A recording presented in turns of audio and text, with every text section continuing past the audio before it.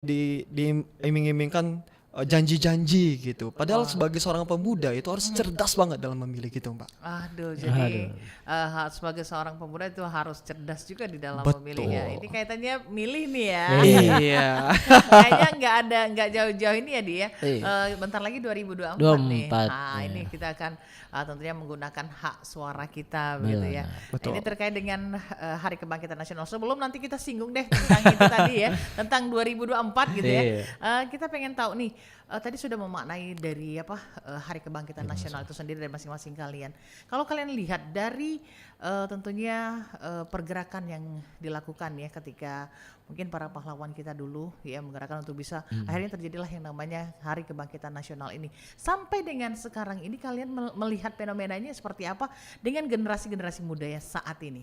Ya, yang pasti Mbak, sejarah itu kalau menurut saya pribadi Ya. berdasarkan literatur yang saya baca bahwasanya sejarah itu akan berulang. Sejarah akan berulang. Dan ini kalau nggak salah ini sama fasenya di awal-awal 08. Jadi kita lihat hari ini walaupun terkesan gen milenial, gen Z itu individual kata orang gitu, tapi kita lihat banyak mereka yang punya kesamaan-kesamaan hobi, minat, bakat yang akhirnya membuat satu gerakan, membuat satu komunitas. Yang ini tak jauh beda dengan para pendahulu bangsa kita gitu kan, para pahlawan bangsa kita yang mereka dulu ada kesamaan kegelisahan gitu terhadap permasalahan bangsa. Akhirnya mereka membuat yang perkumpulan-perkumpulan masing-masing daerah yang akhirnya melahirkan Budi Utomo, ada juga melahirkan Sumpah Pemuda gitu dah.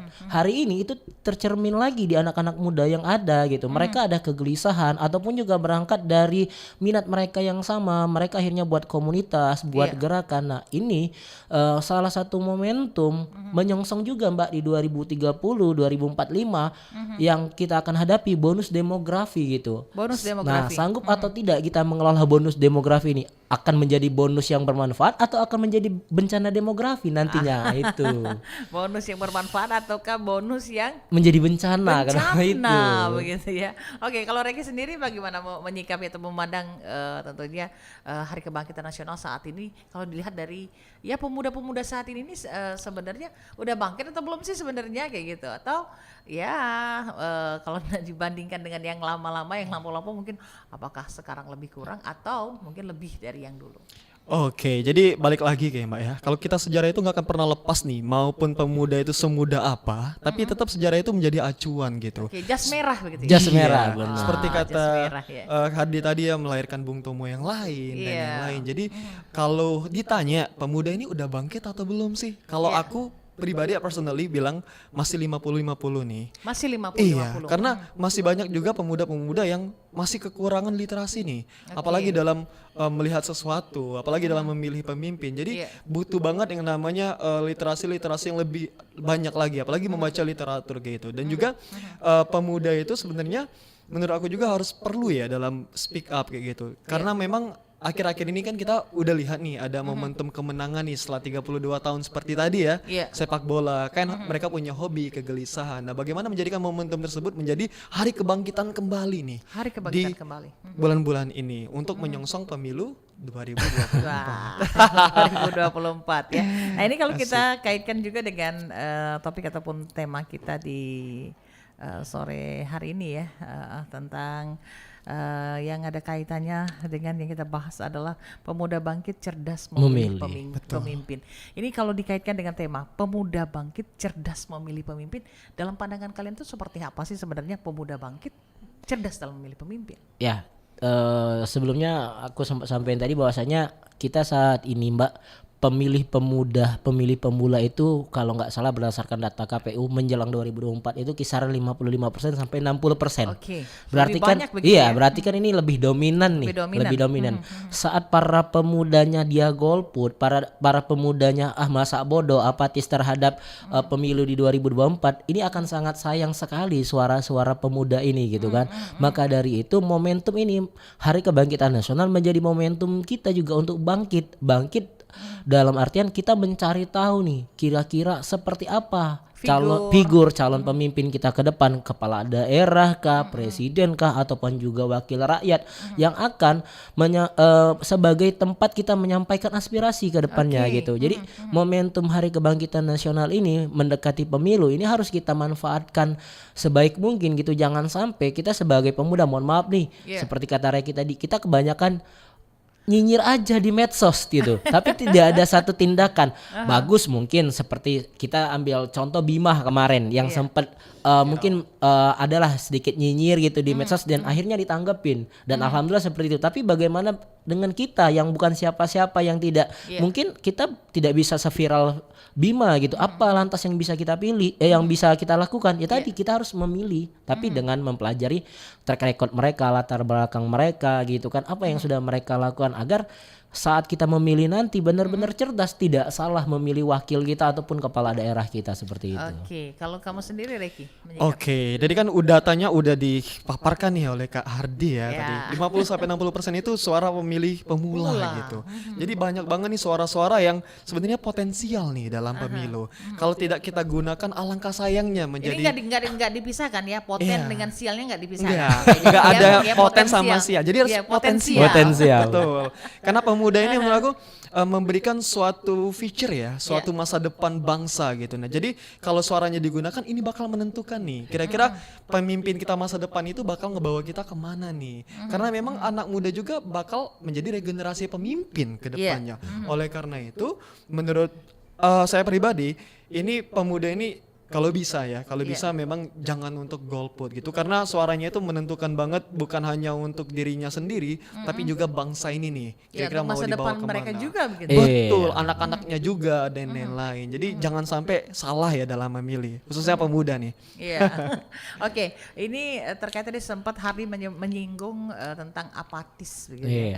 Ini apa sih sebenarnya, adakah kemungkinan para generasi muda ini akhirnya bersikap apatis begitu terhadap tentunya pemilihan pemimpin yang akan memimpin tentunya? Ya, kembali lagi ketika teman-teman anak muda itu merasa apatis, mereka melihat berdasarkan sejarah gitu kan. Sejarah yang mungkin apa yang mereka suarakan tidak ditanggapin, tidak didengar gitu oleh wakil rakyat ataupun juga kepala negara ataupun juga kepala daerah yang akhirnya membuat mereka apatis gitu. Nah, upaya-upaya seperti ini harus kita cegah agar tidak banyak lagi yang apatis, yang lebih optimis gitu Mbak terhadap politik. Lagi-lagi dari bangun tidur sampai kita tidur ini semua diatur kebijakan politik. Kalau kita tidak kita tidak peduli terhadap politik, ya mau bagaimana nasib kita ke depan, seperti itu Mbak kurang lebihnya. Nah, untuk menjadi seorang pemilih yang cerdas sendiri bagaimana nih Reki seharusnya? Oke. Kalau dari Reki pribadi itu yang pertama, kita itu harus melihat dulu nih figur-figur yang dicalonkan seperti apa ya, kalau memang udah ada nih gambaran. Kemudian kita lihat juga nih salah satu dari beberapa kayak latar belakang dan lain-lain, tapi juga penting nih melihat prestasi. Nah, kebanyakan anak muda itu gini sih Mbak, tertipu atau terkecoh dengan media. Tertipu atau terkecoh dengan media. Media kan memberikan statement-statement ya, statement A, B, C, dan juga sebenarnya maaf banget nih, ada beberapa media itu punya seseorang nih yang juga tidak luput dari kepentingan pribadi atau kepentingan penguasa ya di dalamnya ya. Nah, maka dari itu menurut aku ya pemuda ini harus mempunyai banyak referensi nih. Jangan sekedar termakan pemimpin ini seperti bagus semua. Nah, tapi kita lihat juga weaknya di mana nih, sehingga ketika ketika kita memilih benar-benar memilih yang pas untuk bangsa dan untuk kita semua. Harus ada pembanding ya gitu. Harus ada pembanding. Jadi kalau kata orang ketika kita misalnya menerima sebuah informasi begitu, jadi jangan ditelan mentah-mentah gitu ya. Apalagi ini kan kalau jelang yang namanya musim nanti pemilihan begitu ya. Itu kan akan tersebar nih banyaknya berita-berita hoax begitu ya. Jadi ini tentunya seorang generasi muda, pemilih, bukan cuma generasi muda saja ya. Siapapun pemilih itu pasti harus benar-benar cermat dan benar-benar cerdas dalam menyikapi tentunya dalam pemilihan ini tadi. Jangan sampai kita termakan dengan hoax ya. Artinya harus apa ya kata orang tuh, harus ada referensi pembanding. Benar. Oke, baik. Ya, kami pun saya pribadi ada dengan teman, ada dua lagi teman, ada si Edo sama si Dwiki. Kami ada kegelisahan Mbak, kegelisahan melihat pemilu 2024. Ini kan pasti kan lumayan panas nih kayaknya seperti itu kan. Baik di pilpres ataupun juga di pilkada gitu. Kalau pileg mungkin kita banyak referensi gitu karena banyak orang gitu kan. Nah, jadi ada satu kegelisahan yang akhirnya membuat kami membuat satu program, Mbak. Apa tuh? Jadi kami buat program namanya Cerita Politik Wong Kito. Oh, cerita politik jadi Wong Kito. ngobrol asik seputar politik ala anak muda Kota Palembang gitu. Oke, Nah, jadi disinilah kami tadi pengen anak muda Palembang itu tidak apatis. Mereka ada rasa kepedulian terhadap politik, terhadap pemilu gitu. Jangan sampai tadi suara mereka dimanfaatkan oleh oknum-oknum yang tidak bertanggung jawab gitu. Sayang sekali sekali, kan? Mbak, Sayang seperti banget, itu. Mama. Nah, itu sih salah satu upaya kami untuk menggandeng anak muda karena gini, Mbak. Mohon maaf sedikit flashback di Pilkada 2018, saya tidak sebut nama. Jadi anak-anak komunitas tuh ada yang bertanya ke aku, Mbak, gitu. Ke saya itu, "Kak, si A itu nak nyalon apa?" Hah? Lucu padahal itu H-2 pencoblosan, Mbak. Oke. Kan artinya Mereka- si calon ataupun tim ses ini belum bisa mempromosikan, mengkampanyekan calon ini ke bawah gitu, terutama ke anak muda. Seandainya saya tim ses mah alangkah enaknya nyuruh pilih aja si B misalnya seperti itu kan. Artinya anak-anak muda ini kan belum dirangkul. Mereka apatis itu karena ketidaktahuan mereka gitu. Daripada aku salah pilih mending udahlah enggak usah milih sama sekali. Ada yang mungkin seperti itu berpikirnya karena dia tidak ada referensi seperti kata Reki tadi, malas mencari juga gitu kan. Belum lagi termakan hoax sana sini. Akhirnya ya udah suara mereka hilang begitu saja, golput. Itu sih, Mbak. Jangan sampai di 2018 seperti itu terulang lagi. Ayolah anak muda kita bangkit, kita melek literasi, kita cari referensi untuk calon-calon para pemimpin kita di masa mendatang. Iya, kalau kamu sendiri Reki menyikapi hal tersebut seperti yang disampaikan oleh Hardi tadi. Oke, jadi hal ini nih masih jadi polemik ya di tengah-tengah pemuda gitu. Kita melihat pemuda ini sebagai sebuah penopang generasi yang bakal memberikan masa depan. Tapi di sisi lain juga pemuda ini masih ada beberapa hal yang minim akan literasi. Jadi hal ini menjadi sebuah tantangan juga untuk kita sehingga pemuda itu bisa memberikan pilihan-pilihan yang ciamik gitu. Bukan hanya sekedar kaum tua yang punya intelektual dan pengalaman yang selalu digaung-gaungkan. Tapi juga pemuda ini mempunyai potensial yang memberikan masa depan seperti itu. Ini bukan mengusung salah satu calon ya, bukan kuasa salah satu calon ya, tapi memang saya melihat dari sisi yang sama seperti kata Kak Hardi tadi. Banyak sekali yang sampai nggak mau ribet, ya udahlah aku golput aja. Padahal sebenarnya sayang banget tuh, Mbak. Kalau sedikit aja dia mau effort lagi gitu, melihat-lihat referensi dan lain-lain, mungkin suaranya itu bisa menjadi penentu nih. Satu suara pun sebenarnya berarti banget. Berarti Mbak. banget. Sangat berarti. Kita nggak bisa bilang oh ya udahlah biar Kak Hardi aja yang milih, udah kita juga nggak ini. Tapi kan setidaknya siapa tahu satu suara terakhir ini bisa menentukan pasangan ini siapa sih yang bisa dipilih. Kayak gitu. Ya. Nah ini menarik seperti yang Hardi sampaikan tadi ya, kalau seandainya sampai ada yang H-2 Iya, gitu benar, sampai itu H-2.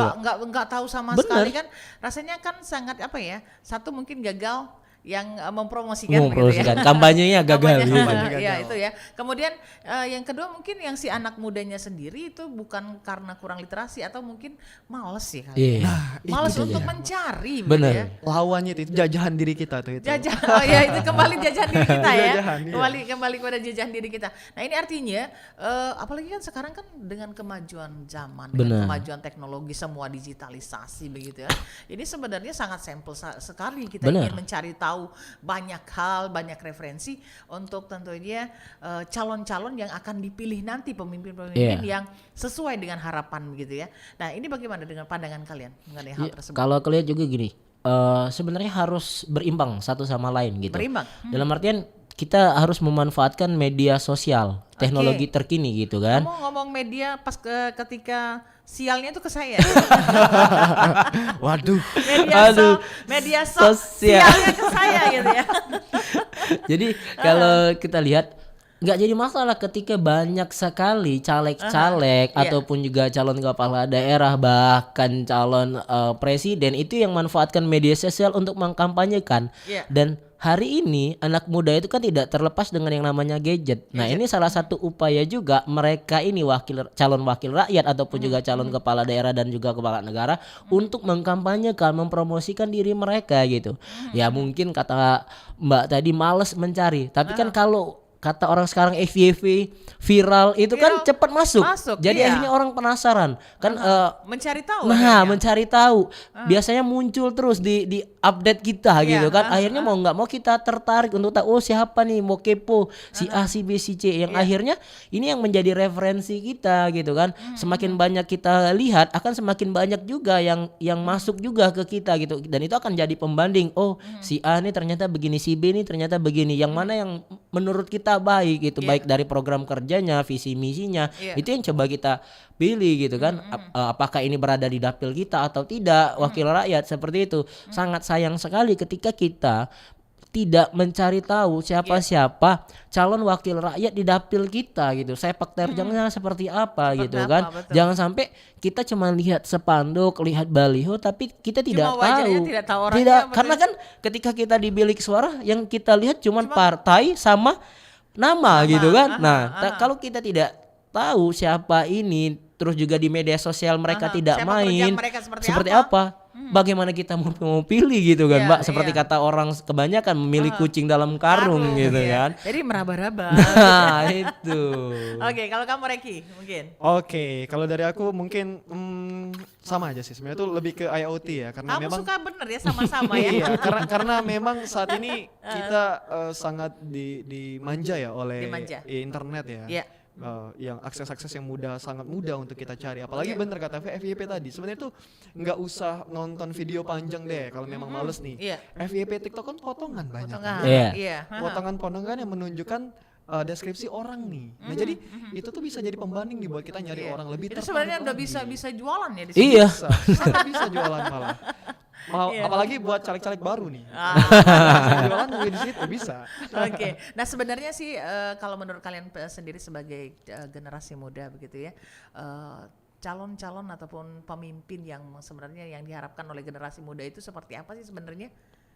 Yang diharapkan ya Iya. generasi muda nih ya, karena kita berbicara mengenai generasi muda, apalagi kita kaitkan dengan Hari Kebangkitan Nasional saat Yang pastinya harus ngerti keinginan anak muda, Mbak. asik. Nah, itu dulu. Iya, karena kalau Keinginan kita seperti apa nih keinginan anak seperti muda? apa? Aha. Oke, kalau kita bicara gini, kita bicara Kota Palembang nih. Iya. Kota Palembang ini terkenal sebagai kota internasional. Oke. Event-event internasional Internasional banyak di banyak. sini. Iya. Kota nasional, event-event nasional juga banyak Iya. di sini. Bahkan tiap tahun, tidak saja tiap bulan gitu kan, ada Iya. event-event yang industri kreatif gitu kan. Tapi Mbak, kita kalah dengan daerah lain, khususnya saja di Sumatera nih. Iya. Kita nggak punya yang namanya creative hub. Iya. Kita nggak punya creative center. Jadi anak-anak muda, anak-anak komunitas terutama anak-anak organisasi, mereka mau buat event, mau buat acara, mereka harus menyewa kafe. Ya kan? Muter-muter cari tempat yang mereka harus sewanya luar biasa. Sedangkan di daerah Padang, di daerah Jambi Mbak, di Sumatera bagian selatan ini, itu mereka punya creative center di Medan gitu. Kita tidak punya. Nah, seharusnya para wakil rakyat, para calon kepala daerah ke depan melihat ini sebagai satu potensi, peluang gitu kan. Sebagai contoh aja nih, misalnya contoh. Kita ambil contoh sebut nama yang di luar seperti Ridwan Kamil. Dia sosok yang bisa mewakili anak muda pada masa dia mencalonkan sebagai wali kota Bandung. Dulu gitu kan. Dia bisa mengangkat anak-anak muda yang punya ide kreatif dirangkul. Mereka mau ngapain nih? Karena saya juga tergabung di ICCN, Mbak, Indonesian Creative City Network. Itu merupakan jejaring kota kreatif se-Indonesia. Dan banyak hari ini anak-anak muda kota Bandung yang mereka menduduki jabatan-jabatan penting untuk pembangunan kota Bandung. Nah, artinya ketika anak muda kota Palembang dikasih satu tempat untuk mencurahkan ide gagasan mereka, yakinlah mereka akan membantu kemajuan kota ini, ikut membantu pembangunan, Mbak. Gitu. Luar biasa, tepuk tangan dong gitu ya. Oke, kamu Reki. Oke, kalau dari aku sebenarnya pemuda yang pemimpin yang diminati oleh pemuda itu salah satunya yang mendengarkan ya. Salah satunya bukan hanya mendengarkan, tapi memang memberikan kesempatan pemuda untuk bersuara kayak gitu. Untuk bersuara. Bukan hanya sekedar berpolemik di media sosial, tapi bagaimana menghadirkan para pemuda untuk ikut berdiskusi nih, Mbak. Berdiskusi, Nah, ngomong sama begitu ya. Iya, ngomong mendengarkan sama. aspirasi Mendengarkan. gitu ya. Aspirasi, kemudian juga ide-ide apa yang ingin dibuatkan di Kota Palembang. Nah, mungkin itu bisa jadi daya jual untuk calon-calon sekarang Calon-calon ya. ya. Kalau dia bisa mengambil hatinya para pemuda, khususnya kayak tadi ya, Creative Hub kan salah 50-60% satu- loh. Iya, lumayan itu.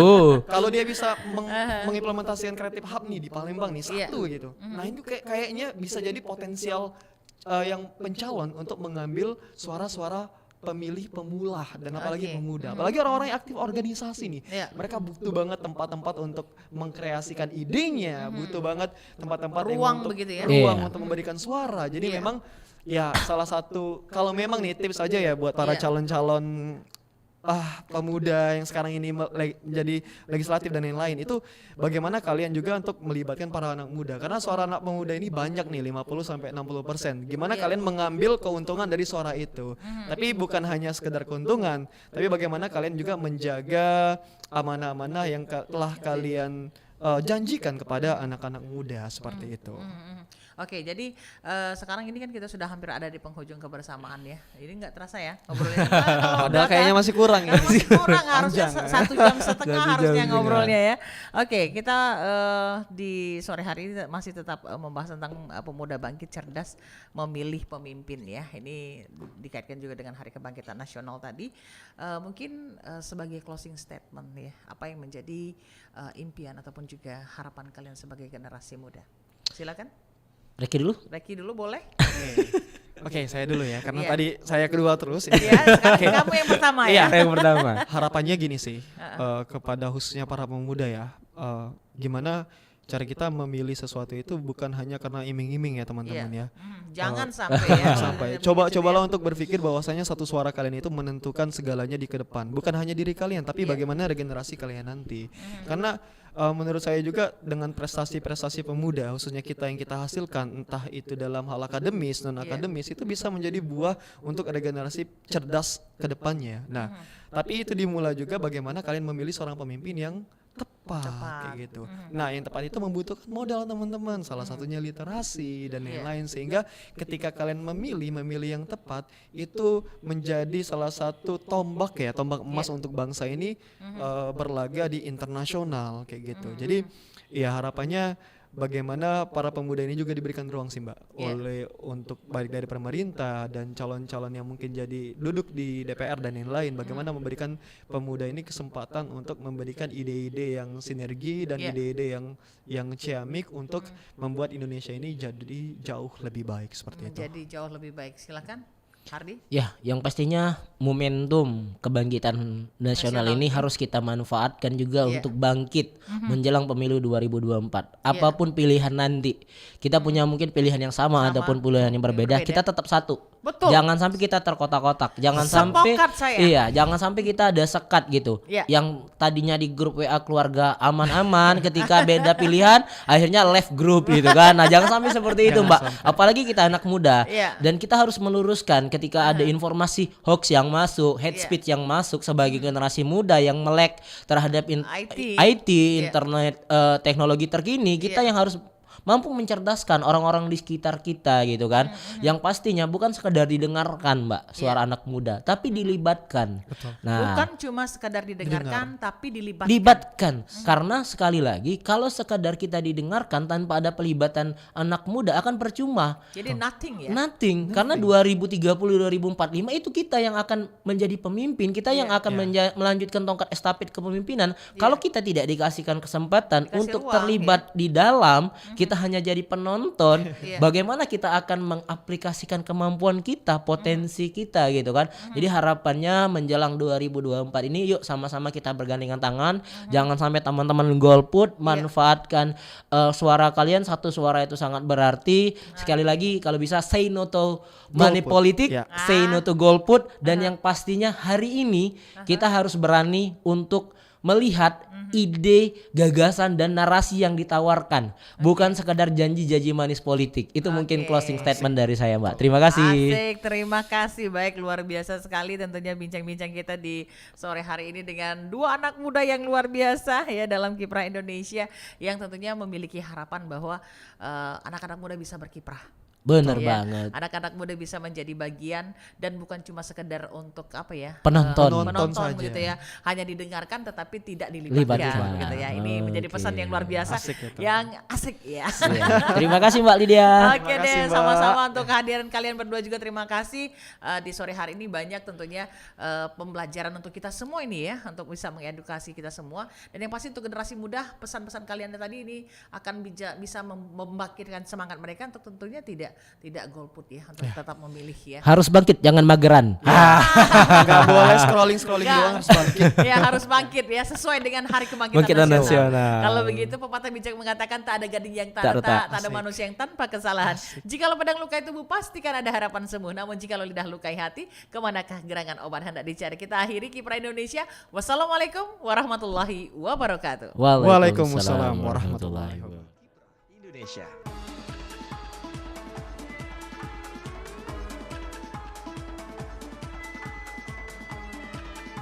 Kiprah Indonesia.